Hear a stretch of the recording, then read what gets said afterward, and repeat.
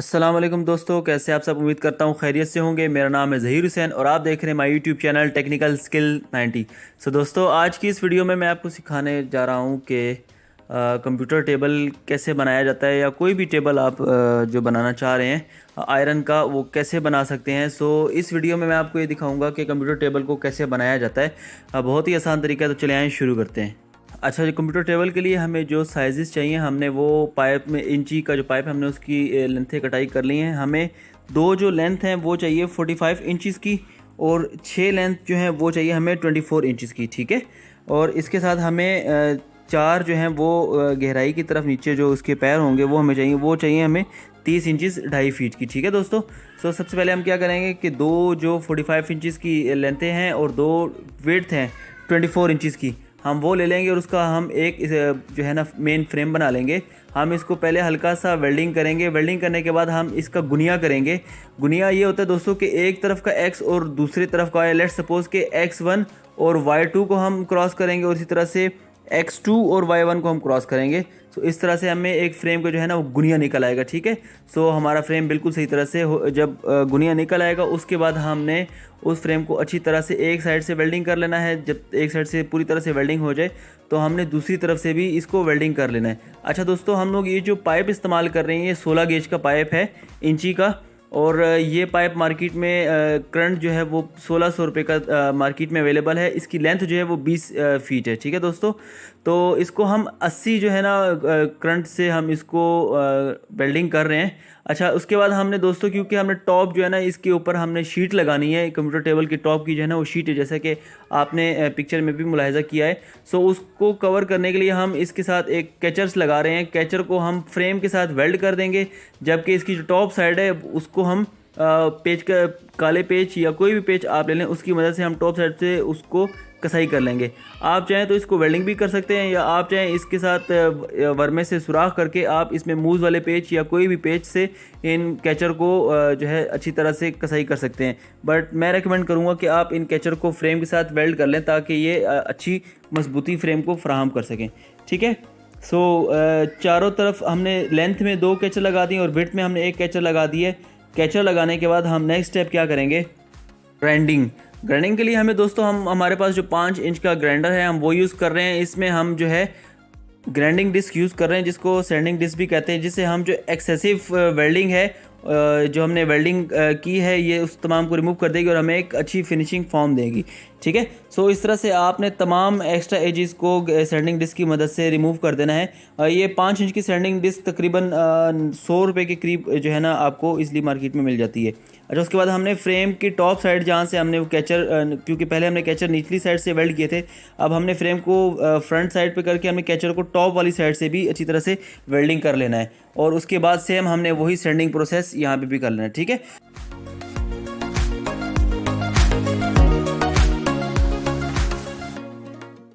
अच्छा दोस्तों, जब हमारा मेन फ्रेम तैयार हो चुका, अब हमने इसकी बेस तैयार करनी है। इसके जो पैर हैं जिसके ऊपर ये हमारा पूरा फ्रेम स्टैंड करेगा, तो जो निचली साइड है वहाँ पे हम लगाएंगे ये बेस की रबड़ है जो कि ज़मीन की तरफ होंगी, और दूसरी साइड को हम फ्रेम के साथ वेल्ड कर देंगे। ये नीचे की जो बेस रबड़ है ये लगाना बहुत ज़रूरी है। इसकी वजह ये है कि एक तो ये आपके फ्रेम को ज़मीन के साथ मजबूती फराहम करेगा, और सेकंड थिंग ये कि आपके ज़मीन को रगड़ने से भी बचाएगा। लेट्स सपोज कि अगर आपका पत्थर लगा है, मार्बल लगा हुआ है, तो जब आप इस फ्रेम को मूव करेंगे एक जगह से दूसरी जगह, तो निशान पड़ने के चांसेस हो सकते हैं आयरन की वजह से। तो आयरन के नीचे ये रबड़ कैप लगाना बहुत ज़रूरी है, इससे जो है रगड़ाई या कोई भी निशान नहीं पड़ते। अच्छा, जब हमने चारों बेसिस लगा दी तो हमने सेम वही गुनिया वाला स्टेप करना है। जैसे कि आप देख रहे हैं, हम क्रॉस में हमने पैमाइश कर लेनी है। हमारी क्रॉस में जैसे यहाँ पे हमारी पैमाइश 59 इंचज़ आ रही थी, एक साइड से ज़्यादा थी और एक साइड से कम थी, तो हमने इन दोनों को बराबर कर लेना है। जहाँ पे हमारी पैमाइश बिल्कुल बराबर हो जाएगी तो हमने वहाँ पे इस पूरे फ्रेम को अच्छी तरह से वेल्ड कर लेना है। ठीक है दोस्तों। ये बहुत ही आसान तरीका है। गुनिया होना किसी भी चीज़ में लाजमी है। कोई भी काम होता है कंस्ट्रक्शन की फील्ड में, वो तमाम काम गुनिये से होता है।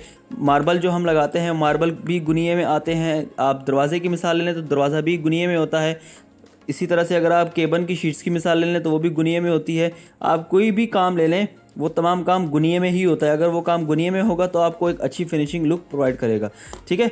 फाइनली हमारा जो मेन फ्रेम है, जो हमारा मेन ढांचा है, वो तैयार हो चुका है। आप देख सकते हैं कि कैचर भी हमारे वेल्ड हो चुके हैं, इसके चारों पैर भी जो हैं वो वेल्ड हो चुके हैं और उसकी ग्राइंडिंग भी हो चुकी है। आप चाहें तो एक साथ तमाम फ्रेम बना के फाइनल में भी ग्राइंडिंग कर सकते हैं, या जितना स्टेप आपकी वेल्डिंग हो चुकी है आप उसको साथ साथ ग्राइंडिंग कर सकते हैं। जैसे कि मैं साथ साथ ग्राइंडिंग करके अपना काम बराबर करता जा रहा हूँ। अच्छा, इसके बाद हम आ जाते हैं हम ने, क्योंकि इसमें एक रेल लगानी है, हम ये चाह रहे हैं क्योंकि कंप्यूटर टेबल में अगर लेट्स सपोज हम अगर कीबोर्ड या कोई एक्सेसिव या कोई पैड यूज़ करें तो हमारा वो ड्रॉ बाहर आ सके। ठीक है, सो हमने उस रेल के लिए हमने, जैसे कि मैंने आपको पहले बताया था कि हमें 24 इंच की 6 पॉइंट्स चाहिए, 6 हमें जो है वो लेंथें चाहिए होंगी। 2 हम ऑलरेडी मेन फ्रेम में लगा चुके हैं और 4 हमारी यहाँ पे नीचे लगेंगी। अच्छा, जो रेल है दोस्तों वो मेन जो ऊपर की टॉप है, टॉप से 4 इंच नीचे हम लगाएंगे, जबकि हमारे नीचे का ये जो आप देख रहे हैं कि नीचे की जो फ्रेम है, ये हमारे निचला जो पॉइंट है ये हमारे फ्रेम को नीचे की तरफ से मजबूती फ्राहम करेगा।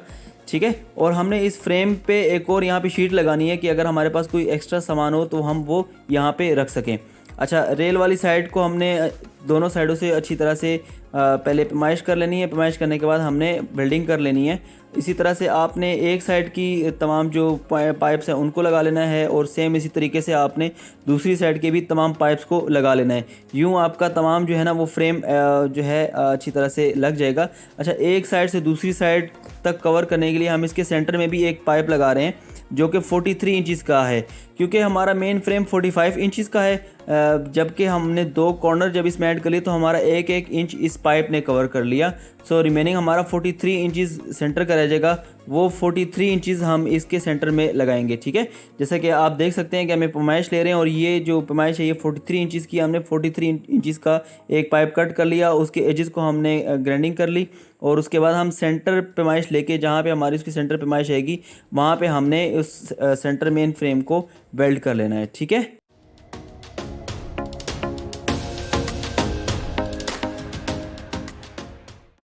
अच्छा दोस्तों, जब हमारा तमाम फ्रेम तैयार हो जाए तो हमने उसके बाद क्या करना है कि जितने भी पॉइंट्स थे हमने उन तमाम पॉइंट्स को 80 करंट से हमने तमाम पॉइंट्स को वेल्डिंग कर लेना है अच्छी तरह से, और वेल्डिंग करने के बाद हमने तमाम पॉइंट्स को अच्छी तरह से ग्राइंडिंग कर लेना है। अच्छा, वेल्डिंग के लिए हम जो वेल्डिंग प्लांट इस्तेमाल कर रहे हैं, ये आजकल जो नए छोटे वेल्डिंग प्लांट आए हैं हम वो इस्तेमाल कर रहे हैं। और ये जो वेल्डिंग के लिए जो ये तार इस्तेमाल हो रही है ये 12 नंबर के वेल्डिंग रॉड हैं। ठीक है, और ये एक रॉड 5 रुपये का इस टाइम तकरीबन आपको मार्केट से इसलिए मिल जाता है, और इस तमाम फ्रेम को बनाने में तकरीबन हमारे 10 से 12 रॉड जो हैं वो लगे होंगे। ठीक है, और उसके बाद जब हमारा तमाम फ्रेम वेल्डिंग हो गया, हमने तमाम फ्रेम को अच्छी तरह से वेल्डिंग करने के बाद हमने पूरे फ्रेम की ग्राइंडिंग कर लेनी है। जितना भी एक्सेसिव मटेरियल था वो हमने रिमूव कर देना है, और अगर आप चाहें तो आप इस पे स्टील पुटीन भी कर सकते हैं जितने भी पॉइंट आपने वेल्डिंग किए थे। अगर स्टील पुटीन नहीं है तो कोई बात नहीं, अगर है तो कर लें, आपको एक अच्छी फिनिशिंग आ जाएगी। हमने स्टील पुटीन के दोनों जो पट्टी है और इसका केमिकल है थोड़ा थोड़ा सा ले लेना है बिल्कुल, और इनको अच्छी तरह से मिक्सिंग करके जितने भी पॉइंट्स हमने वेल्डिंग किए हैं उन तमाम पॉइंट्स पे हमने ये अच्छी तरह से लगा देना है। जो एजेस हैं वहाँ पे ये नैला नहीं चलेगा तो हमने हाथ की मदद से वहाँ पे ये स्टील पुटीन लगा देनी है, और 2 घंटे के लिए इसको आपने छोड़ देना है। 2 घंटे के बाद आपने जितने भी पॉइंट्स थे इन तमाम पॉइंट्स को अच्छी तरह से ग्राइंडिंग कर लेनी है। ठीक है दोस्तों, अच्छा नेक्स्ट हम स्टेप आ जाते हैं रेल। जैसा कि मैंने आपसे पहले कहा था कि हम एक कब्ज़ा लगाएंगे जो कि मूव करेगा कि हमारे केबन की जो शेल्फ़ है वो बाहर को आ सके। हमारा क्योंकि साइज़ 24 इंचज़ का था तो हम इसमें 24 इंच का कब्ज़ा नहीं लगाएंगे, हम इसमें लगाएंगे 18 इंच का। अच्छा, ये लॉक है दोस्तों, ये लॉक की मदद से हम जो है अपने केबन को खोल सकते हैं। जैसा कि आपने देखा होगा कि दराज को अगर आपने निकालना हो तो आप जो है वो ये लॉक की मदद से इस लॉक को जब नीचे की तरफ प्रेस करेंगे तो आपका दराज जो है वो बाहर फ्रेम से अलहदा हो जाएगा। तो ये 18 इंच का जो कब्ज़ा है ये तकरीबन अच्छी क्वालिटी का है, ये तकरीबन 600 रुपये का आपको एक सेट मिल जाता है। इसको हमने अच्छी तरह से बराबर कर लेना है। जिस साइड पे आपने एक साइड लेट्स सपोज आप एक साइड पे लगा रहे हैं, आपने इस चीज़ का बहुत ख्याल रखना है कि जिस पैमाइश पे आप ये एक साइड का कब्ज़ा लगा रहे हैं सेम इसी पैमाइश पे आपने दूसरे साइड की भी रेल लगानी है। आपने आगे पीछे नहीं करना, वरना आपका जो रेल है वो सही तरह से नहीं चलेगी। 4-5 पॉइंट्स लगाने के बाद आपने इन तमाम पॉइंट्स को हल्का हल्का सा पिच कर लेना है ताकि आपका वहाँ पे ड्रिल का जो वर्मा है वो ग्राउट हो जाए।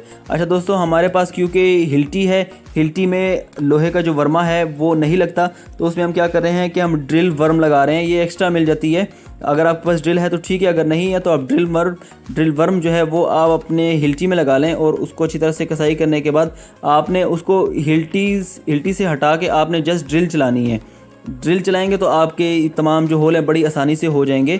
ये होल करने का मेन मकसद ये है कि जब आप इसके ऊपर पेच लगाएंगे, हम क्योंकि मूज़ वाले पेच इस्तेमाल कर रहे हैं, सो मूज़ वाले पेच से अच्छी जो है ना इसकी मजबूती हो जाती है। यूँ हमने एक साइड कवर कर लेनी है, इसी तरह से हमने दूसरी साइड के भी रेल को लगा लेना है। सो दोस्तों, उम्मीद करता हूँ कि आपको आज की वीडियो पसंद आई होगी, जिसमें मैंने आपको पूरा फ्रेम बना के दिखाया कि किस तरह से इस तमाम फ्रेम को बनाया जाता है। एंड फाइनली आप देख सकते हैं कि हमारी रेल बड़ी बेहतरीन काम कर रही है, इसी तरह से एक साइड और इसी तरह से दूसरी साइड। सो दोस्तों, उम्मीद करता हूँ वीडियो पसंद आई होगी। अगर वीडियो पसंद आई तो इसको लाइक ज़रूर कीजिएगा, और अगर आपने अभी तक हमारे चैनल को सब्सक्राइब नहीं किया तो चैनल को सब्सक्राइब ज़रूर कीजिएगा। दोस्तों, अपनी अगली वीडियो में मैं आपको इसके ऊपर दिखाऊंगा कि हमने इसके ऊपर शीट कैसे लगाई थी और इसके अंदर के हमने रेल कैसे लगाई है। उम्मीद करता हूँ कि आपको वो वीडियो भी बहुत पसंद आई होगी। अगली वीडियो तक के लिए दीजिए इजाज़त। अपना बहुत सा ख्याल रखिएगा, दुआ में याद रखिएगा। अल्लाह हाफिज़।